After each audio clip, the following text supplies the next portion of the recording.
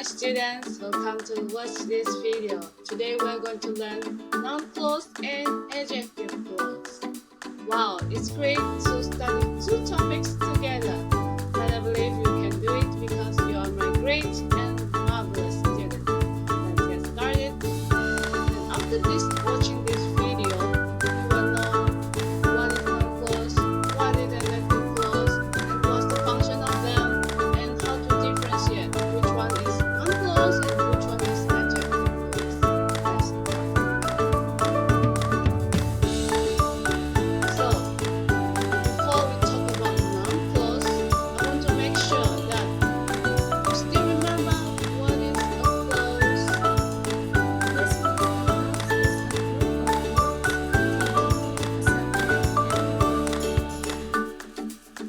Very good, Jocelyn.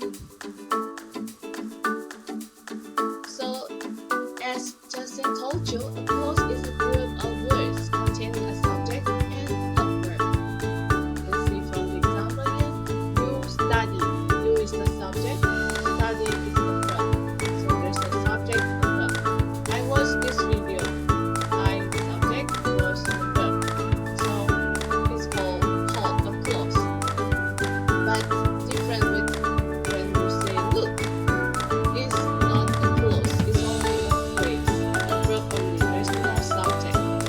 And then diligent student, there's no subject, it's only a group of words, yes, but there's no subject, it's only adjective and noun there. So it's a phrase, it's not a clause.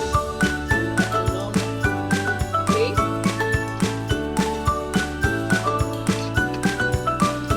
And now let's also need to know first what is main clause, sub clause. Miss, as I remember, main class is independent, subclass is dependent. Am I right? Yep, very good, Brian. So, a main clause or independent clause is a clause that can stand alone. Yeah, because it can express a complete meaning. But different with a subclause, it's a dependent clause. It depends. So it cannot stand alone as a sentence. It cannot express a complete meaning. You can see the example here. I met a girl who looks like Nur Hayati. So when we say I met a girl, it makes sense. It can stand alone. It can express the complete meaning. So it's a main clause. But different with who looks like Nur Hayati. It doesn't make sense. Yeah, if we only say who looks like Nur Hayati, it cannot stand alone because it can express a complete meaning. So that's what we call a sub-clause, right? Okay, so now let's think about, so what is noun clause now? Let's separate into two. Noun, what is noun? A person, an animal, a thing, a place. For example, Mr. Made, rabbit, great, library. Yeah, that's what we call noun. Right. And in a sentence, a noun is function as a subject, object, or complement. As you can see the example here, Miss Devi teaches English at school. So Miss Devi is a person, right? It's a noun. And the function in this sentence is the subject. And English in this sentence is an object. English is an abstract thing. And then school is a place, it's a noun. And in this sentence, it functions as the complement. Alright? Yeah, so you know what is noun. And then what is clause, which has been told you by Jocelyn, a group of words containing a subject and a verb. Right? You study, I watched this video. So can you conclude what is noun clause now? Okay, yeah. So noun clause is actually a subclause that acts as a noun. So it means it cannot stand alone because it's a subclause and the function is as a noun. What Miss Aswan explained is comprehensible. So what Miss Aswan explained is a noun clause. because it cannot stand alone as a sentence. It acts as a noun, as a subject in this sentence. Another one, Nancy found a boy who has a good personality. Who has a good personality is another example of noun clause. It cannot stand alone. Who has a good personality? It doesn't make sense if it stands alone. So it's a subclause. It's a noun clause. It acts as a noun, an object in this sentence. Right? Okay. I found an interesting picture, on internet, like that I like to share with you. This is how the noun clause function. You see, as a subject, you can see from this picture, what is painful is the hot coffee. So what is painful is a noun clause. Another one, I don't understand why she doesn't hang up. You see, she keeps calling. So why she doesn't hang up is another example of noun clause. The question is, where does this going to stop? So where does this going to stop is also a noun clause, which is function as subject complement. Is a function as the complement for the subject, the question. Okay, and then the last is this frustrating that she's not paying attention. This guy is frustrated, right?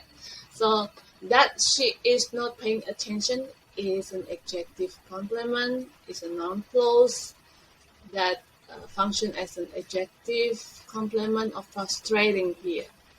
Okay? Yes, so we can conclude the function of a noun clause can be a subject, an object, an adjective complement, a subject complement, an object complement, and an appositive. So let's see further. Example as a subject.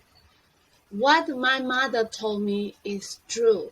So what my mother told me is a noun clause and it functions as a subject in this sentence. And the next, as an object. So Mike knows what he wants, but he doesn't tell anyone. So Mike knows what is the object, what he wants is the object. Okay, and then the third function as a subject complement. The teacher explains whoever she wants to be to Jocelyn. Whoever she wants to be is the subject complement, the teacher. Okay, so that's the third function of noun clause. Now let's see the fourth. The fourth as an object complement. They selected the students who have passed the test. Who have passed the test here is the object complement. It's a noun clause. Okay? And then next, let's see the fifth. It functions as an adjective complement.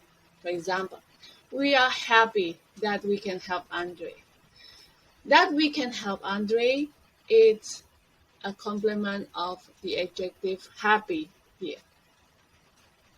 And then the last, as an appositive, his reply that I'm always late makes me feel sad. So that I'm always late is a noun clause. It functions as a positive of his reply. Right? So how to know it's a noun clause or not? So to recognize a noun clause, you can see it's always start with a subordinating conjunction like W has question who, whom, whose, which, what, where, when, why, and how. Okay? Or it can start with whoever, whatever, wherever, whenever. Or it also can start with whether, if, or that. Okay? So that's easy to recognize is a noun clause or not.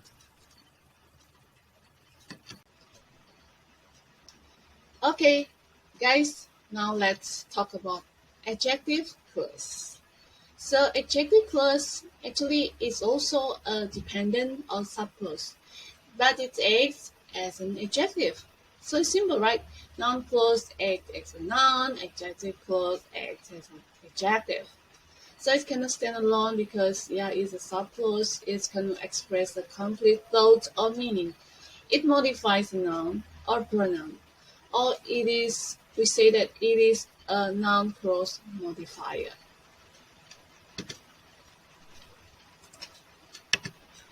So what's the function? Let's see. There are three functions of an adjective clause. The first is as a noun phrase or noun clause modifier. For example, writing, which is one of the language skills, is difficult. So which is one of the language skills here is an adjective clause. It modifies the noun phrase, the noun clause writing. Okay, and then the next function is as a verb phrase modifier. Okay, you can see the example here. I enjoy watching movie, which it makes me relax. So which is make me relax, it modify the verb phrase watching movie. Okay, and then the third is function as a prepositional phrase modifier. For example, after 6, which is after breakfast, is the time to study. So which is after breakfast, it modify the prepositional phrase after 6. It's modified that. Okay, so that's the third or three functions of an adjective clause. Now let's see how to recognize an adjective clause. So it also starts with some relative pronouns like that, who, whom, whose, which. Or it can start with some relative adverbs such as when, where, and why. Okay? So in an adjective clause, you need to know there are two types of adjective clause, which is called restrictive or non-restrictive. But in other terms, maybe some of the grammarian, they say as essential. Some say defining, identifying. But the main point is, it's a restrictive clause. Okay? Or non-restrictive, non-essential, non-defining, or non-identifying. Okay? Okay, so how to differentiate which one is restrictive, which one is non-restrictive?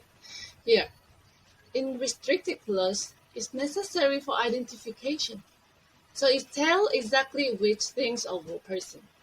So there's no comma around the clause.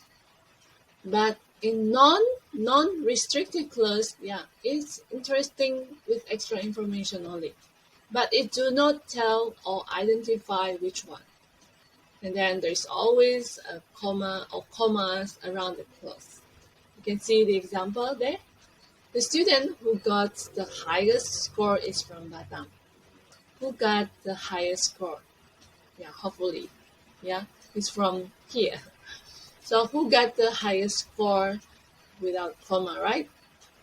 It's tell exactly, who, the student.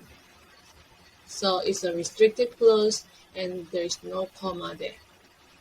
Okay, and then another one is Miss Lin, who is my best friend, went to Hong Kong last week. So this is a non-restrictive because there's always a comma there. Miss Lin, comma, who is my best friend, comma.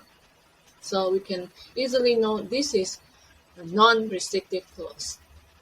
It's tell interesting with extra information who is Miss Lin. Okay, but it do not identify or tell which one.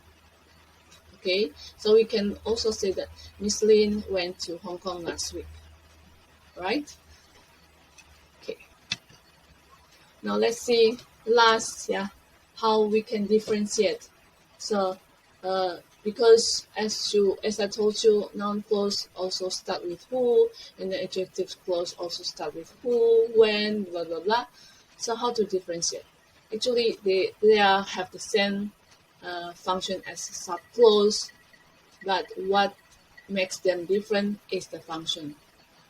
Okay, Noun clause function as a subject, object, and complement, but adjective clause is function as a noun phrase modifier, verb phrase modifier, phrase, prepositional phrase modifier. So it tends to become a modifier only. Okay, so that's the difference.